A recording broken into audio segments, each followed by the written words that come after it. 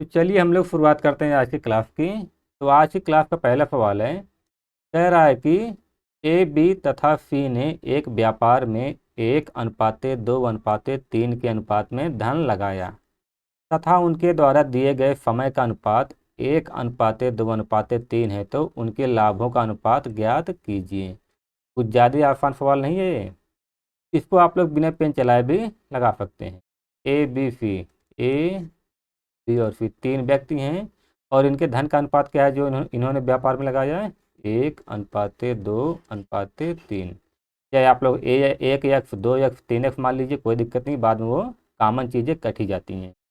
और कितने समय के लिए लगाया? तो कह रहा है समय का अनुपात 1, 2 और 3 है। आप लोग जानते हैं प्रॉफिट बराबर होता है मनी इंटू टाइम। प्रॉफिट बराबर होता है मनी इंटू टाइम। मनी और टाइम का गुणा हो जाता है, तो ए का हो जाएगा 1 × 1, बी का हो जाएगा 2×2 = 4 और सी का हो जाएगा 3×3 = 9। उनके लाभ का अनुपात क्या हो जाएगा? 1:4:5। अब इसमें थोड़ा सा इसने उल्टा दिया हुआ है। ए बी तथा सी ने एक व्यापार में 6:9:10 के अनुपात में धन अलग अलग समय के लिए लगाया। यदि उनके लाभ का अनुपात 2:3:5 हो तो उनके समय का अनुपात ज्ञात कीजिए। ध्यान रखना, ऐसे सवालों को भी आप बिना पेन चलाए भी हल कर सकते हैं, लेकिन आप बस एक बार अच्छे से समझ लीजिए, ठीक है। इसमें कुछ नहीं करना होता है, 6/2, 9/3, 10/5 यही होता है, लेकिन एक बार आपको अच्छे से समझना पड़ेगा कि ये होता कैसे है। देखिए A B C, A B, इनके धन का अनुपात क्या है? 6:9:10। और समय का अनुपात क्या है? तो समय का अनुपात इसने नहीं दिया है, कह रहा है कि अलग अलग समय के लिए लगाया।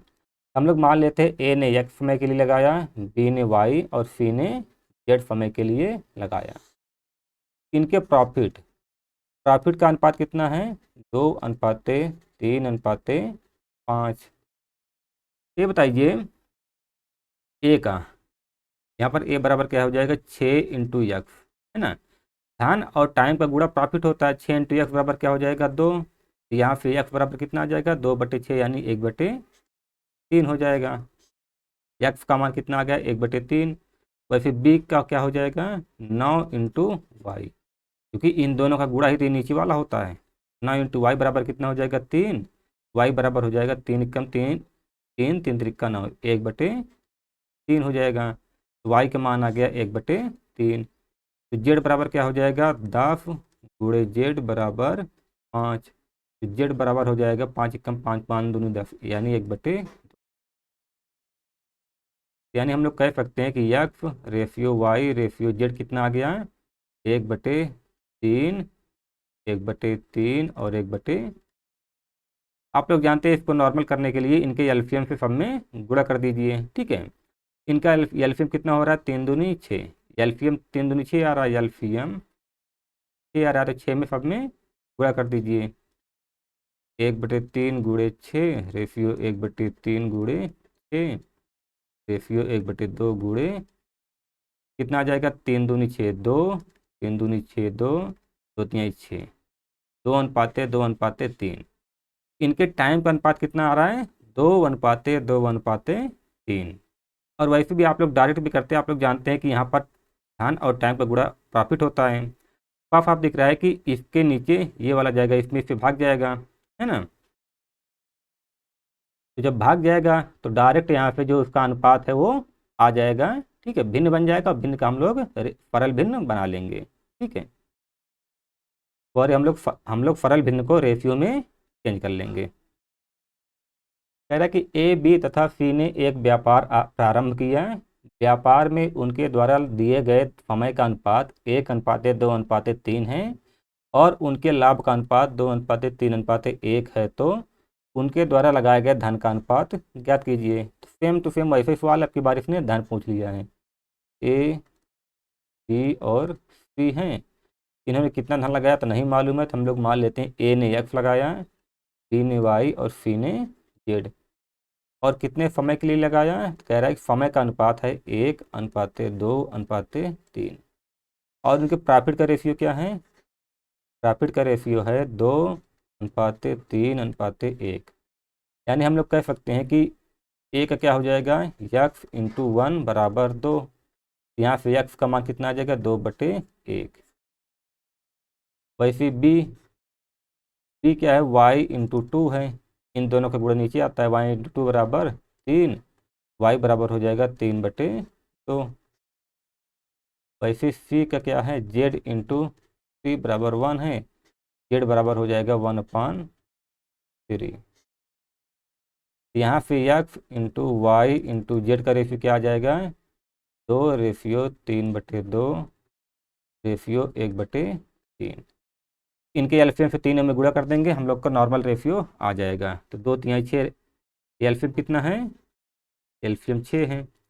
2 में 6 से गुणा करेंगे, रेशियो 3/2 में भी 6 से गुणा करेंगे, और 1/3 में भी 6 से गुणा करेंगे, तो कितना आ जाएगा, 6×2 = 12। और यहाँ पे 2×3=6, 3×3=9 हो जाएगा, 3×2 = 6। 12:9:2 के अनुपात में इन्होंने ABC ने धन लगाया। यही हमारा उत्तर हो जाएगा। पार्टनरशिप के सवाल बहुत आसान होते हैं, बस आप लोग को एक बार इसका कॉन्सेप्ट समझने की देरी होती है बस। अब ये सवाल थोड़ा सा अच्छा सवाल है। कह रहा है कि ए और बी बिजनेस शुरू करते हैं। ए पूंजी का 1/4 भाग 1/4 समय के लिए लगाता है, और बी जो है पूंजी का 1/5 भाग 1/2 समय के लिए, तथा सी शेष पूंजी कुल समय के लिए लगाता है। तो वह 1140 के कुल लाभ को किस तरह बांटेंगे? ए है, बी है और सी है। कह रहा है ए पूंजी का 1/4 भाग, ए कितना लगा रहा है, 1/4 भाग, और बी कितना लगा रहा है, कुल पूंजी का 1/5 भाग। ये सवाल में कह रहा है। तो ये बताइए, हम लोग इसका कैलकुलेशन आसान करने के लिए ना, इनका जो कॉमन मल्टीपल होता है 4 और 5 का, ठीक है, 4 और 5 जो कॉमन मल्टीपल है, हम लोग उसको मान लेते हैं कुल पूंजी। तो 4 और 5 का कॉमन मल्टीपल क्या हो जाएगा, 20। तो 20 को हम लोग मान लेते हैं कुल पूंजी, ठीक है। ये बताइए, अगर कुल पूंजी 20 है, तो ए कितना लगा रहा है, कह रहा है कुल पूंजी का 1/4 भाग, यानी 20 का 1/4। तो 20 का 1/4 कितना हो जाएगा, 5। ए कितना लगा रहा है, 5। और कह रहा है कि बी जो है, बी पूंजी का 1/5 भाग, तो कुल पूंजी 20 है, 20 का 1/5 भाग कितना हो जाएगा, 4। बी कितना लगा रहा है, 4। और सी जो है शेष पूंजी लगा रहा है। तो टोटल पूंजी 20 है, ए लगा रहा है 5, बी लगा रहा है 4, तो कितना हो रहा है, 5×4=9, और बच कितना रहा है, 11। तो शेष पूंजी 11 जो है सी लगा रहा है। अब कह रहा है कि ए जो है 1/4 समय के लिए, और बी जो है 1/2 समय के लिए। हम लोग टाइम टाइम को मान लेते हैं कि टाइम ए लगा रहा है 1/4, और बी लगा रहा है कितना, 1/2। हम लोग टोटल टाइम भी ऐसे ही मान लेते हैं, इन दोनों का जो कॉमन मल्टीपल है। इन दोनों का कॉमन मल्टीपल क्या है, 4। आप लोग 8 मान लेंगे तब भी दिक्कत नहीं है, या आप लोग 4 और 2 का कॉमन मल्टीपल कितना है, 4।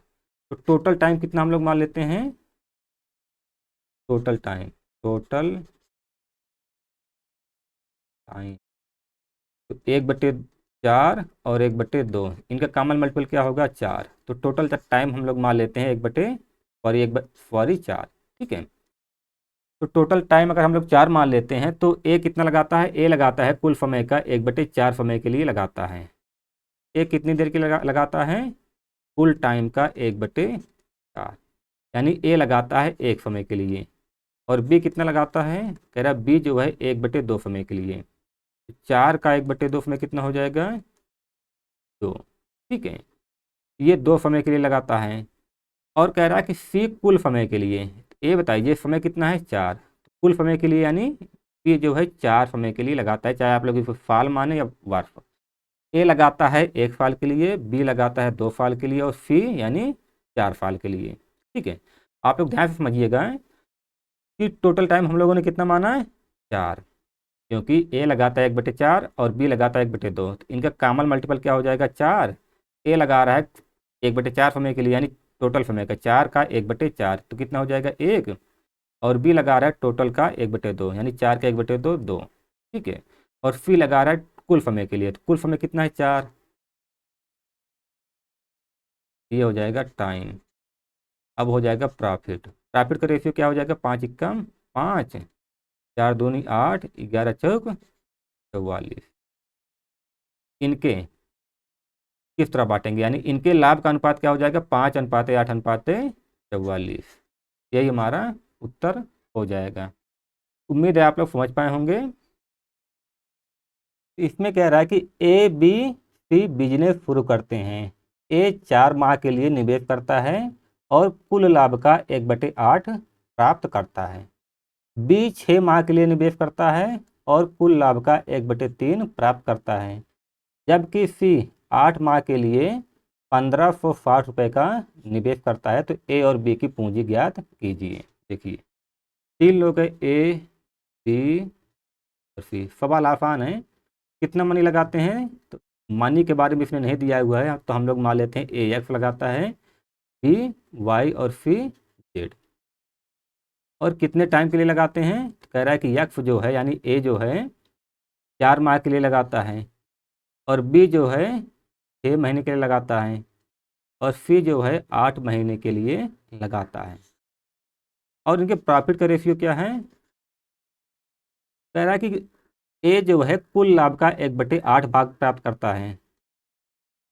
कितना, 1/8। और बी जो है कुल लाभ का 1/3 प्राप्त करता है।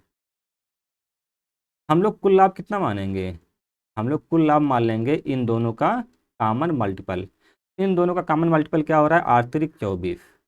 हम लोग मान लेते हैं कुल लाभ जो है कितना है, 24।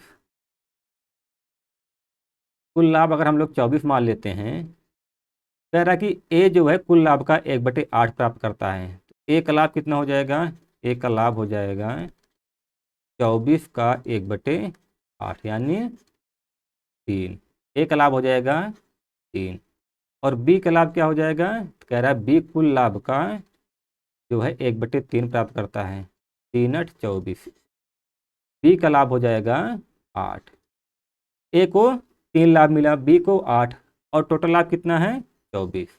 तो सी को कितना मिलेगा, तो 8×3 = 11 और अभी 13 बचा हुआ, तो 13 जो है सी को मिल जाएगा। ठीक है। अब देखिए कह रहा है कि ए और बी की पूंजी ज्ञात कीजिए। तो तीनों की पूंजी का रेशियो क्या हो जाएगा, पूंजी का रेशियो देखिए आप लोग लिख सकते हैं कि x × 4 = 3 है ना, क्योंकि इन दोनों का गुणा प्रॉफिट होता है। तो यहाँ से x बराबर आ जाएगा 3/4। वैसे ही y × 6 बराबर लिख सकते हैं 8, तो y बराबर हो जाएगा 8/6।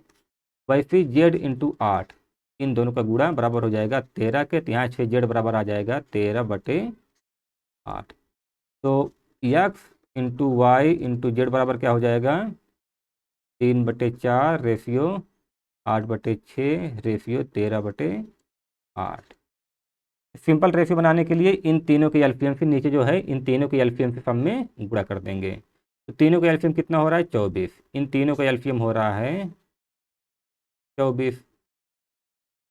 3/4 गुणे 24, 8/6 गुणे 24 और 13/8 गुणे 24।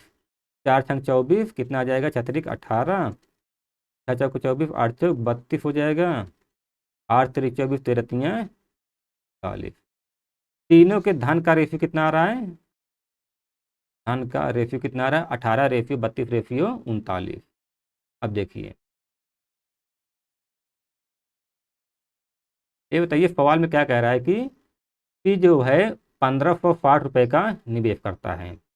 सी कितना निवेश करता है, 1560 रुपये में, और रेशियो में कितना निवेश कर रहा है, 39 रेशियो। तो हम लोग कह सकते हैं कि 1560 जो है 39 रेशियो के बराबर है।